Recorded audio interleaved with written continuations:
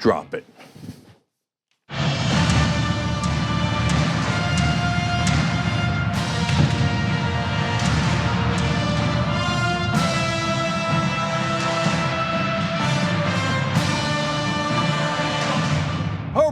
Power panel. Cenk Uygur and Kasparian. Matt Kirshen's back, everybody. Hey, how you doing, how's it going? Nice to be back. Great to have you. He was in NBC's Last Comic Standing, Comedy Central's Midnight. He's a writer on Jim Jeffries' show on Comedy Central. Nominated for a Writers Guild for America award. Thank you. His podcast is Probably Science, but he's still not sure. And in fact, Matt, we didn't discuss this. I don't think we discussed this last time, but you're a regular guest co-host on Star Talk with Neil deGrasse Tyson. Yeah, What? that's a fun little gig I get to do from time to time. Yeah. Now I'm just jealous of you. They realize that I have just enough science knowledge to be able to sit there and not be a complete idiot, but enough that I can be the idiot. Okay, That's, you know why? Because it's probably science. Well, that's very much why we put that in the title of our podcast. We knew we couldn't have definitely. Okay, so lots to get to today. Unexpected anger at Whoopi Goldberg, of all people. Why is that happening? Well, you're going to see that in a second. Acosta's back, and so is Ocasio-Cortez. I don't know if you guys know this. I'm tidying up in the middle of the show. I like a little housekeeping going on. Yeah, I need pens because I'm a writer. Okay, and the conservative writer, or I guess he's conservative, works for the Washington Examiner, commented on her clothes and honestly on her posterior. And so we will have that discussion a little bit later on in the show. And then Trump's a little jittery about the Mueller questions. So I don't know if you know this, but he answered those questions. No one else. not the lawyers. Yeah, he didn't seem jittery at all. He seemed very calm and confident, as he always is, because he knows it's a hoax. I'm not agitated. Who told you I'm agitated? People say I'm agitated, but a lot of people say I'm not. So a lot of people say look. There's good agitated people on both sides. Okay, and I answer the questions from the standpoint of me. Okay. Anyways, so I'm so jazzed up about the first story. Let's go. Let's do it. All right. There are calls within the Democratic Party to announce a new Speaker of the House. Now, Nancy Pelosi still wants to be the House Majority Leader. She is not planning on stepping down. However, there are calls for her to do so, and there are other individuals within Congress who feel like they would do a better job representing the Democratic Party. Congresswoman Barbara Lee is one of those Congresspeople. Now, with that said, earlier this week, a story broke involving Justice Democrats and other progressives who went to Nancy Pelosi's office to protest. And the whole point of that protest was to push establishment Democrats to sponsor a green jobs bill, right? And a push toward 100% renewable energy. Now, of course, the establishment didn't like it, and another person who didn't like it very much was Whoopi Goldberg on The View. Now, she went to great lengths to attack Justice Democrats, a platform that Alexandria Ocasio-Cortez was supported by. And let's hear what she had to say. You know, some of y'all calling yourselves, what was it? It's something crazy. Not crazy, but it really kind of freaked me out. Justice Democrats. So I know, so. Okay, we're gonna get to the substance of our argument in just a minute, but I don't understand why the name Justice Democrats would freak anyone out. No, I do, because I chose the name, and I chose the name on purpose to freak people like Whoopi Goldberg out. Okay, so let me explain. So 4 of us started the Justice Democrats. Me, Kyle Kulinski on Secular Talk, Shoykat Chakrabarti, who's now the chief of staff for Alexandria Ocasio-Cortez, and Zach Axley, who was a huge part of the Bernie Sanders campaign, and so was Shoykat. So Shoykat is the most pivotal person. He helped get Alexandria Ocasio-Cortez elected. He ran Just Democrats for a long time. Alexandra Rojas now runs it. She's a wonderful organizer. Okay, so now, why do we pick the name Just Democrats? Because of 2 things, honestly. One is powerful. The other one is a little fun. Okay. The powerful part is why justice? Because we're for social justice and economic justice. And the fun part is the one litmus test, and yes, there is a litmus test. So Whoopi, hold on to your seat, okay? Oh, these young people with their litmus test. Why don't they just let Nancy Pelosi run the Democratic Party into the ground? And I'll make that case for you in a second. Because they represent their donors. So it's a little bit of a play on words as well. Those just Democrats represent just us, okay? And not the donors, okay? And so, but the reason I knew that it would freak people out is because, ooh, that sounds aggressive. What do you mean justice? And what do you mean just us? I mean, why not the donors? Why not the donors? It also sounds a bit DC Comics. Yeah, it does. That's There's right. definitely a sort of superhero vibe going on there, like the Justice. That's right, and people in the you wear establishment, capes? yeah, they don't like rocking the boat. That kind of stuff makes them uncomfortable.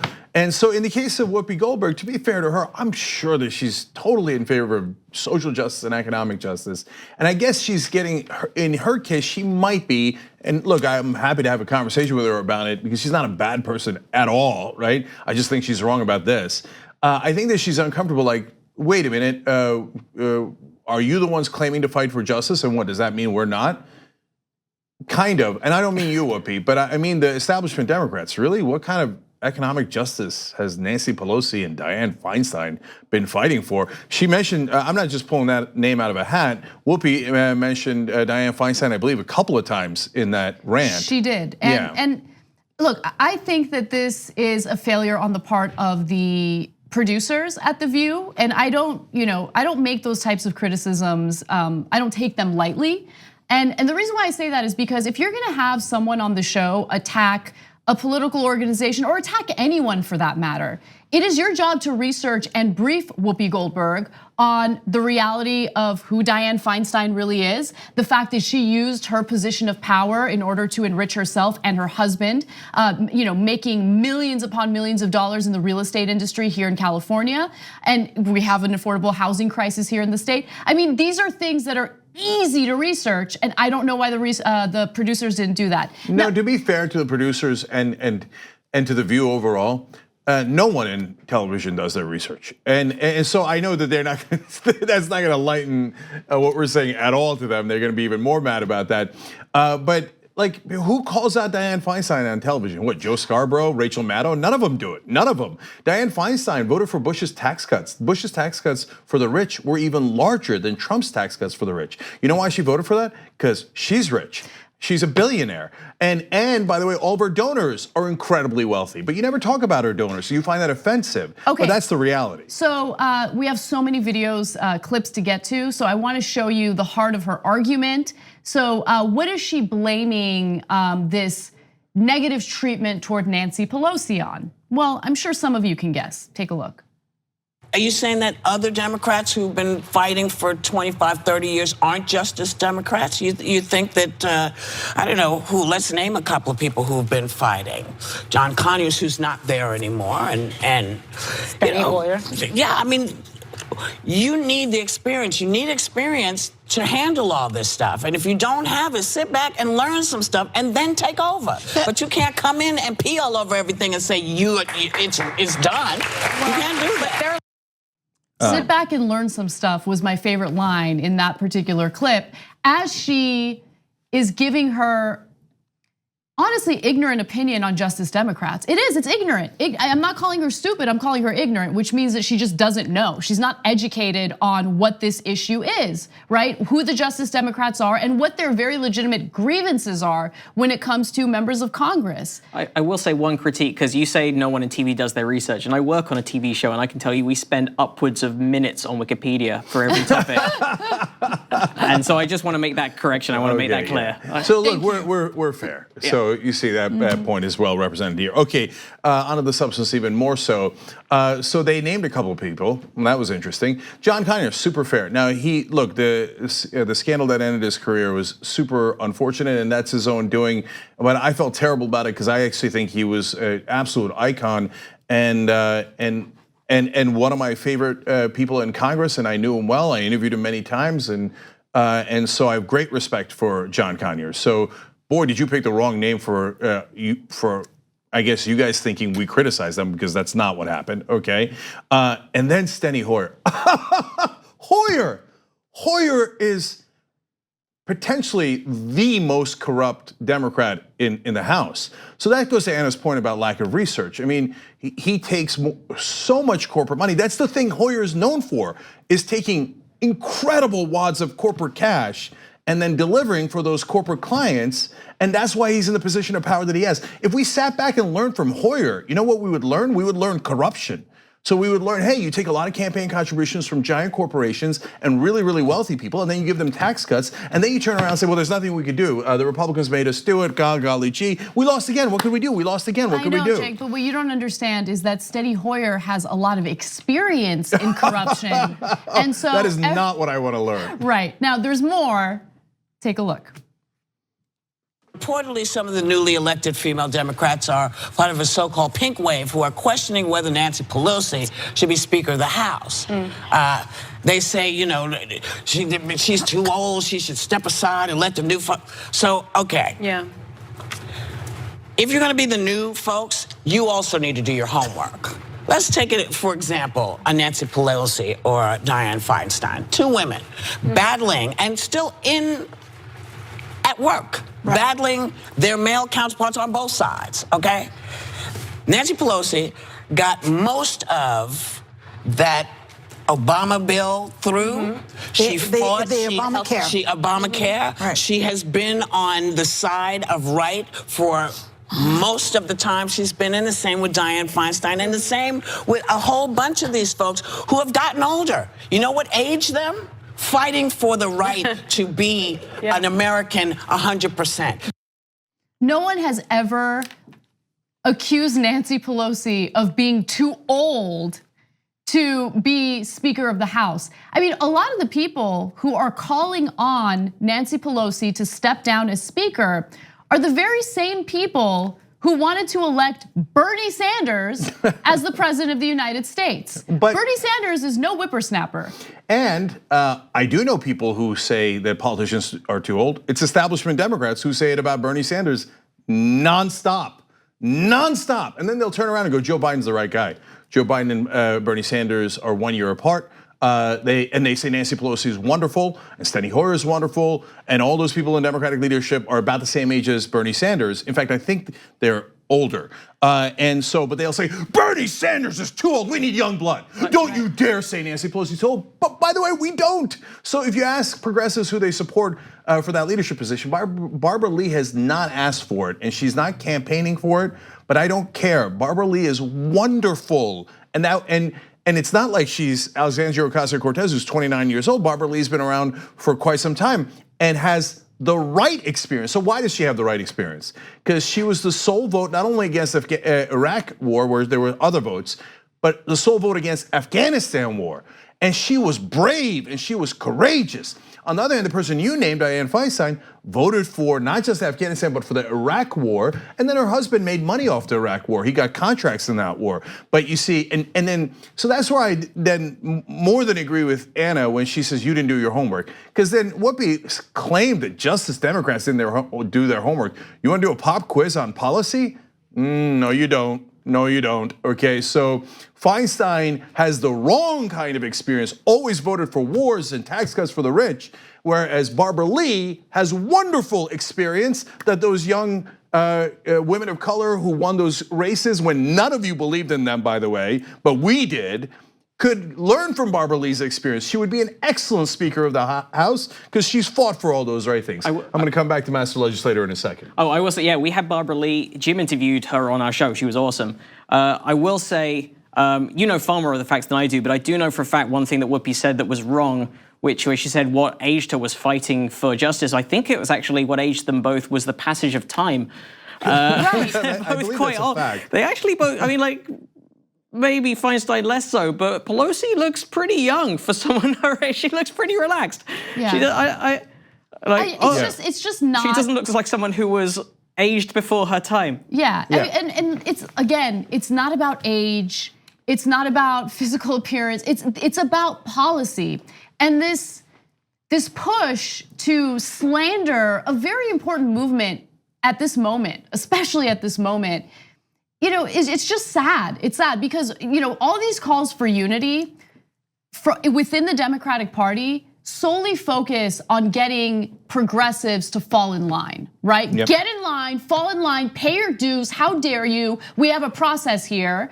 And look, one of the biggest issues that progressives have with someone like Nancy Pelosi is that after nearly 2 hideous, horrible years of Donald Trump and his unbelievably horrific policies, after the Democrats win the House, Nancy Pelosi calls for unity and bipartisanship. No, we don't want bipartisanship with someone like Trump.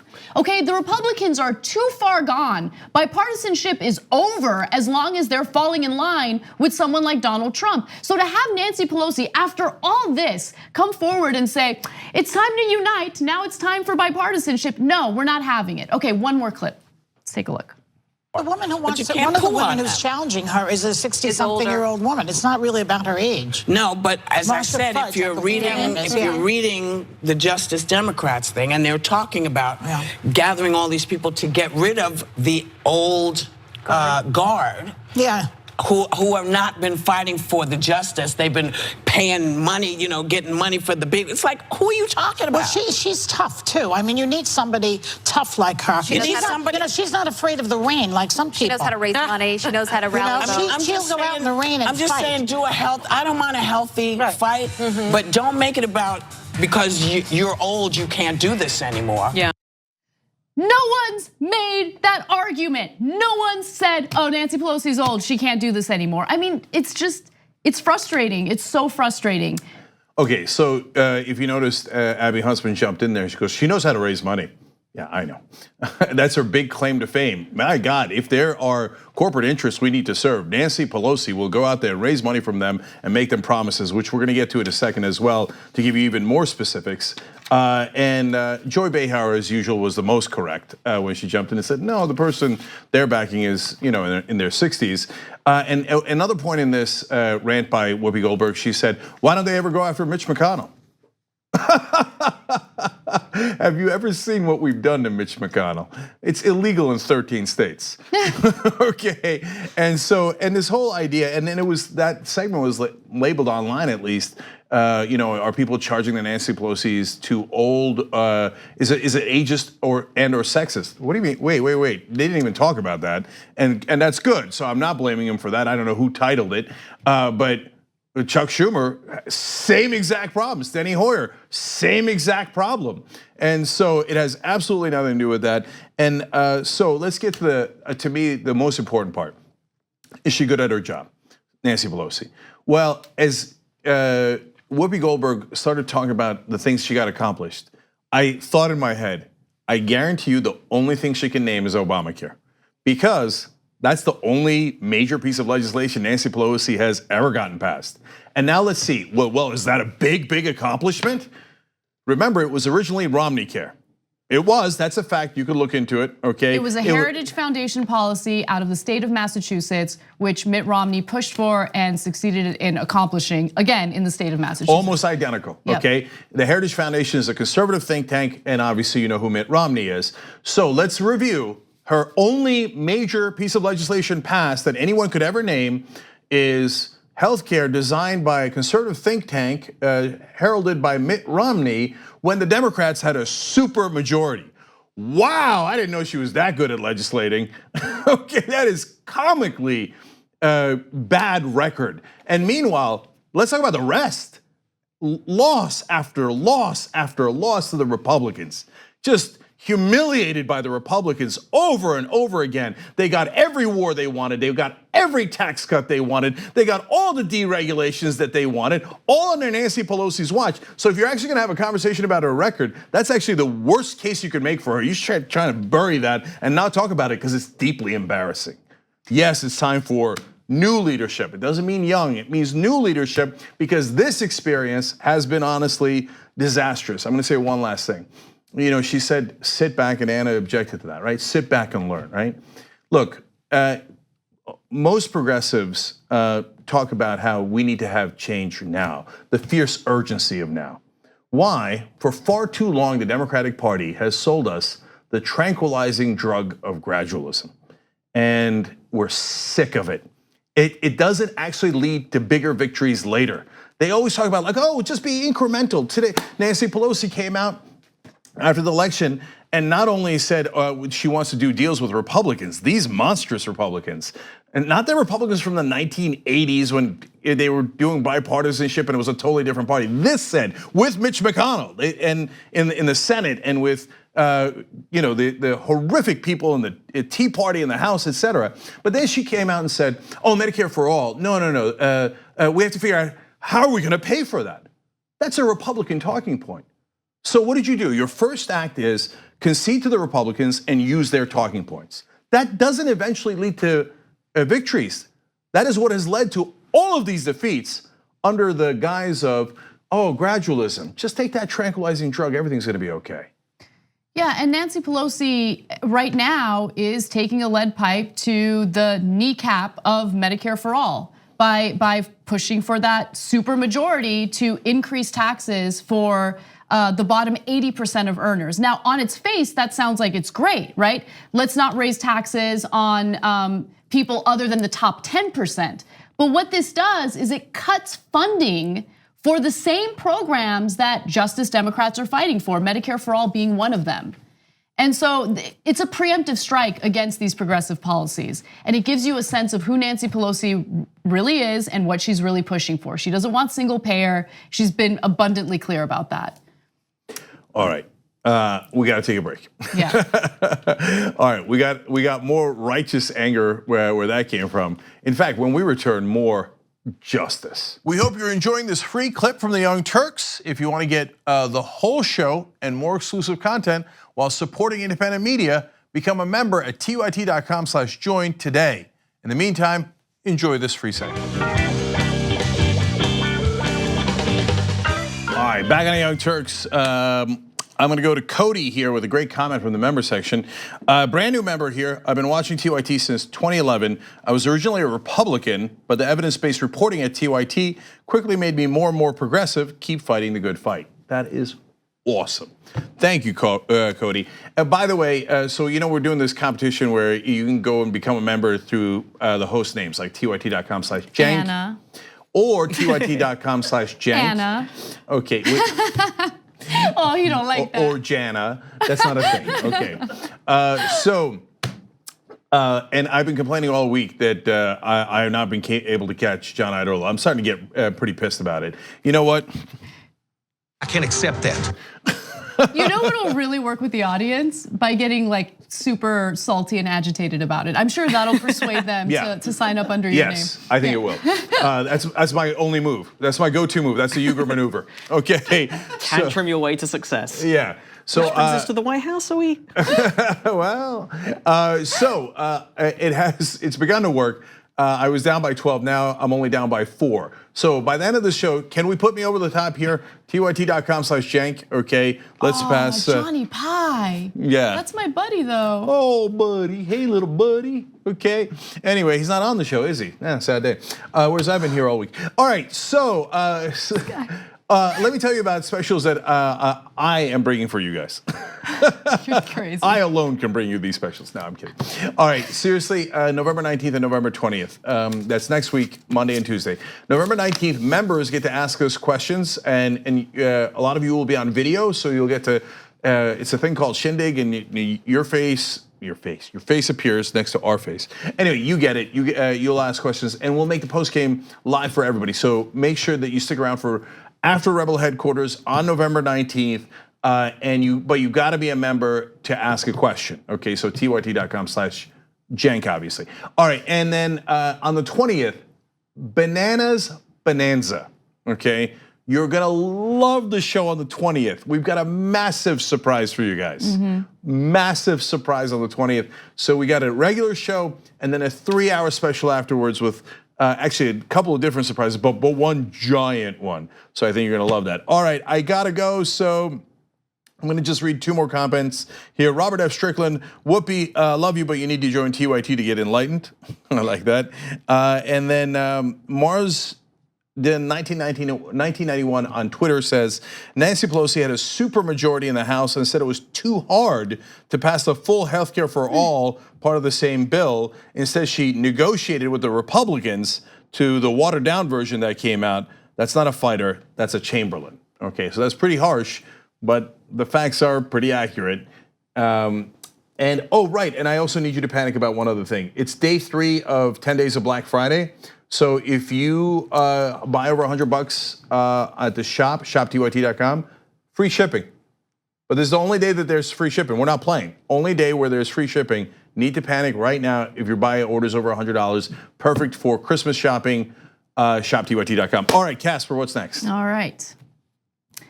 The Jim Acosta press credential saga has come to an end, possibly, with the judge ruling in CNN's favor and allowing for Jim Acosta to receive his press credentials in order to cover the White House. Now, Acosta's press credentials, of course, were taken away following a heated exchange he had with Donald Trump a day after the midterm elections.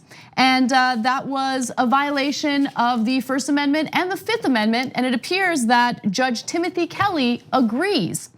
So the judge, who is a Trump appointee, granted CNN's request for a court order that would temporarily reinstate Jim Acosta's White House press pass.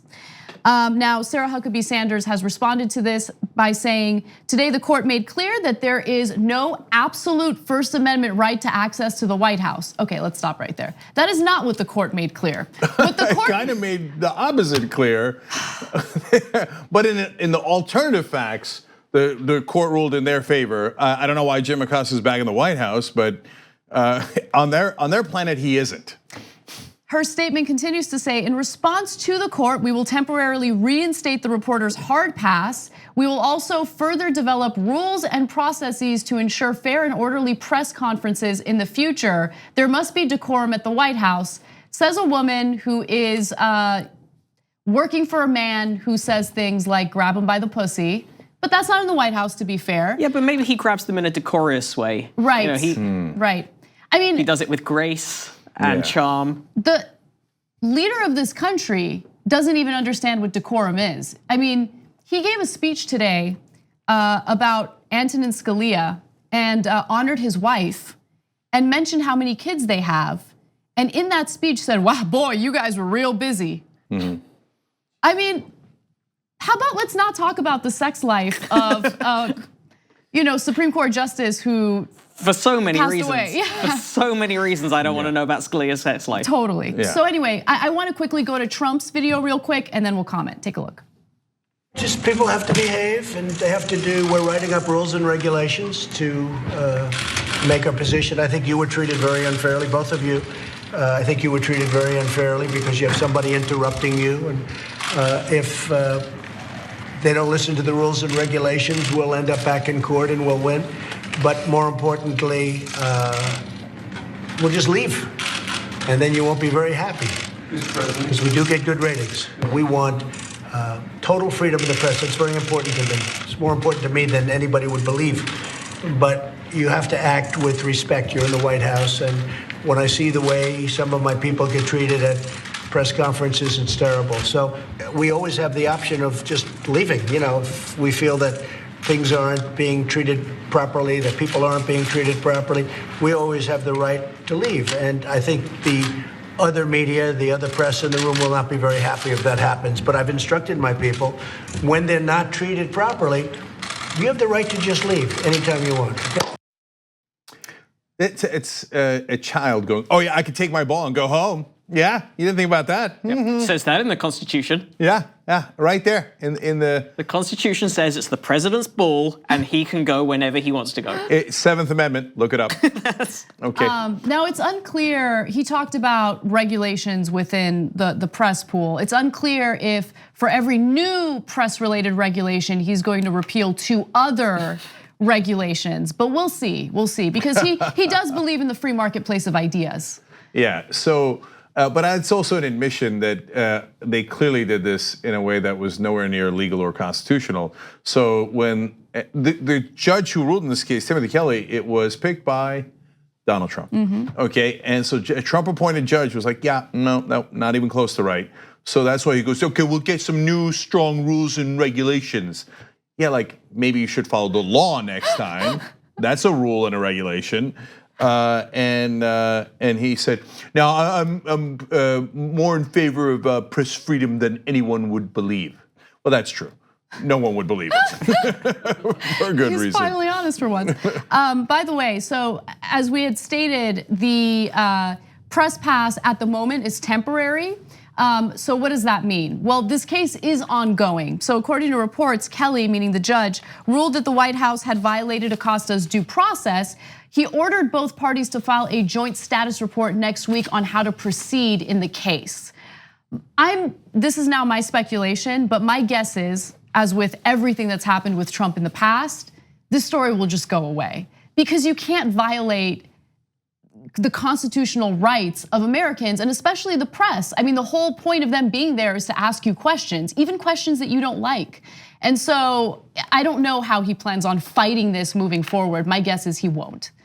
I mean, maybe, what if they do just ask him questions that he likes? Maybe that's a good compromise. Like if they just ask things like, how did you get so brave and powerful? But look, but that is really his idea of that is freedom of the absolutely press. like Yeah. that's a good suit. Where did you get it from and who made it? And the tape you have on the back of your tie, genius. You're the first person to think of that. But is it unfair to say that the press was kind of like that prior to Trump? I actually think they were. Yeah, I mean, I'm sure they don't think so, but we saw them during Bush and Obama, and I don't think they were anywhere near tough enough. And look, it might be unfair because I'm sure that there were reporters who did ask tough questions. But the thing about Trump is that it was culture shock. I mean, he's just so shocking in not only his rhetoric, but the policies that he's implemented, including the zero tolerance policy of taking children away from their parents at the border. It's just such a shock that reporters were kind of, I guess, taken out of their complacency and then forced to do their jobs, which is, I guess, one tiny silver lining in the Trump era. He did say something in that last piece of nonsense that I wish wasn't true, but is true. Because when he said, we'll leave and then you'll be sad because we get good ratings. And I wish everyone in that press pool was like, no, we would be angry if you left because that is a violation of the Constitution and the freedom of the press. But no, I'm sure underneath it all, they're like, yeah, it does get good ratings, and that's why we would be more upset if we couldn't do this press conference. Former head of CBS, CBS News, or just CBS overall, Les Moonves. Yes, Les Moonves. He admitted during Trump's campaign that he might be terrible for America, but he's great for ratings. And CNN and so on. Yeah. Yeah, and they made this monster. I'm gonna go back to the first couple of quotes real quick because I like that they're like, okay, do you see how the court has ruled that you don't have an absolute right to the First Amendment? That's why Jim Acosta's back. What? Okay, wait, that didn't make any sense. Anyway, but I want to be fair to them because we're in the fair business, okay? You guys said he doesn't, like Anna, you said he doesn't know decorum. That's not true. I heard him say it once. No, decorum is the strongest room I have. I love decorum. It's my favorite room in the White House. I'm an interior decorum expert. Okay. Okay, so let's move on to some other news. Donald Trump has appeared irritable recently, a little agitated, and he denies that he's agitated. In fact, he claims that this whole Mueller investigation and the questions that he's answering for special counsel Robert Mueller, no biggie, he's just chilling. Take a look. Can you provide answers, sir? About what? The special counsel, your lawyers working. Yeah, it's not, my lawyers aren't working on that. I'm working on that. I write the answers. My lawyers don't write answers. I write answers. I was asked a series of questions. I've answered them very easily. Very easily. I'm sure they're tricked up because, they like to catch people. Gee, was the weather sunny or was it rainy? He said it may have been a good day. It was rainy, therefore he told a lie. He perjured himself. Okay, so you have to always be careful when you answer questions with people that probably have bad intentions. But no, it's the questions were very routinely answered by me. All right, so I just want to reiterate what he said. He said, I write the answers, my lawyers don't write the answers, I write the answers. CNN has previously reported that Trump has met with his lawyers several times this week to go over Mueller's questions. Yeah. So, I mean, look, in effect, it would be stupid to allow him to literally write the answers. And it's smart that he's met with his lawyers. Now, I don't know. I don't know what the answers are, but my guess is he probably still perjured himself. Look, maybe this is my liberal prejudice here, but I'm not 100% certain that Donald Trump can write. So I don't know. I haven't seen full evidence that he's ever written anything other than his own name, which he very proudly shows off whenever he does it. So I'm not 100% sure that he's mastered other words. Yeah. But maybe this is me. Maybe that's my prejudice speaking. Yeah. No, to be fair, he does do tweets, and in the tweets, he misspells, 10% of the words, capitalizes randomly for no reason, 50% of the words, including on this issue that he says he's not concerned about at all. No. It was easy. That's why he sent out a tweet saying, "It's a hoax! It's a terrible witch hunt!" Like, all caps, of course, screaming into the abyss. And that's what people who are not concerned often do. Yeah, exactly. Now, he has been accused of being agitated. Is he? I don't know. Let's hear. You on Twitter yesterday seemed a bit agitated about what you might be perceiving the Mueller investigation. No, I'm not agitated. It's a hoax. The whole thing is a hoax. There was no collusion. But did anything trigger that set of tweets? No, not at all. No, I'm very happy. I'm very happy with the White House. I'm extremely happy with our country. We're doing better on the economy. Maybe it's the best economy we've ever had. They may be the best unemployment numbers and employment numbers that we've ever had. What does that even mean? Did he say best employment numbers and deployment numbers? No, unemployment and employment. I see. I thought he said deployment. He denies that he's agitated in the same tone that a guy in a bar insists that he's good to drive. Yeah. It's like, I can just give me my keys. Just give me my keys because I am fine. There's no agitation. We're all good. We have the best unemployment numbers and employment numbers, whatever that means. Both ways. And numbers. We have the strongest numbers there are, okay? So non-agitated people do not scream on Twitter. That's just not a thing. And so look, on the issue of the lawyers, Anna's totally right. I mean, if they're not incompetent, which is a big if, one of his lawyers is Rudy Giuliani, of course they'd write the answers for him. And at a bare minimum, what they would do is, and lawyers do stuff like this, they'll say, now, we want to be clear here, Mr. President. We are not writing these answers. You are writing these answers. This is just our suggestion for what you are writing. Okay, and that way he can turn around and go, no, I wrote the answers. I wrote them. My lawyers told me I wrote them when they gave them to me. Which, by the way, is so perfect for someone like Trump because he likes to take the credit for everything. Yeah. So no, I got no help. I wrote those answers. I wrote the answers. Yeah. I'm a self-made man who inherited no money from his dad. No, only $1 million loan, which I returned with interest. Which turned out to actually be $400 million, but whatever, nothing. Yeah. And it wasn't a loan, it was just given to me. But but the other alternative is actually better/worse. So look, if the lawyers did that, that's their job. It wouldn't be that big a deal. That's what they should do, right? But there's some chance that Trump's being honest because he can't help himself. You remember that hilarious doctor's note when he was running for office where he said, "This is the healthiest person who has ever run for office. He would be the healthiest president ever." How could a doctor possibly know how healthy George Washington was, let alone George W. Bush, let alone anyone? Like, I mean, I guess Taft, you could argue, was not that healthy. I mean, we saw those pictures of Obama at the beach. Yeah, like, okay. I mean, it's kind of hard Kennedy. to say you're the healthiest You're president. saying you're more healthy than Prime Kennedy? Yeah. Crazy. So Trump eventually, when he was in office, ordered his goons to break into his doctor's office and steal his own medical files, which is an unbelievable story. But he's done so many outrageous things that nobody even talks about it. Anyway, at that point, the doctor came out and said, "Yeah, no, I didn't write the letter. Trump wrote the letter. Of course I didn't write the letter declaring him the healthiest person in the universe, right? What a preposterous thing, right?" Also, it was full of things that doctors obviously don't write. Numerous doctors, Jen Gunter on Twitter, for example, who's a doctor, broke down numerous things in a blog post of doctors don't say that the tests were good.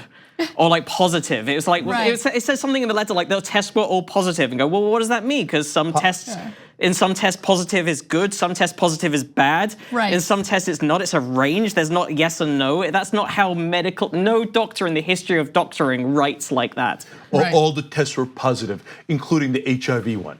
Yes. Including pregnancy. I tested positive. Right. And the last one is that he wrote the answers in the infamous now Russian meeting that Donald Trump Jr. And Kushner and Steve Bannon, et cetera, had. Not Bannon, sorry, Manafort. And in Trump Tower. And they said to Donald Trump Jr., hey, did you have this meeting? And Donald Trump on Air Force One insisted on writing Donald Trump Jr.'s response himself. And of course, because he couldn't help himself, he lied all over that response. Then they lied that he didn't write it. Later, they admitted, yes, the president wrote it. And yes, a lot of things in there were not true. So if we're lucky, his lawyers will be incompetent enough to go, well, Mr. President, because he's going to insist. Oh, I got this. I have the best answers. I have the strongest words. I'm going to write this. And if we're lucky, his lawyers are like, all right, go for it. And then in which case, he's in a lot of trouble. We got to take a break. When we come back, more news for you, including that explosive New York Times piece and expose on Facebook.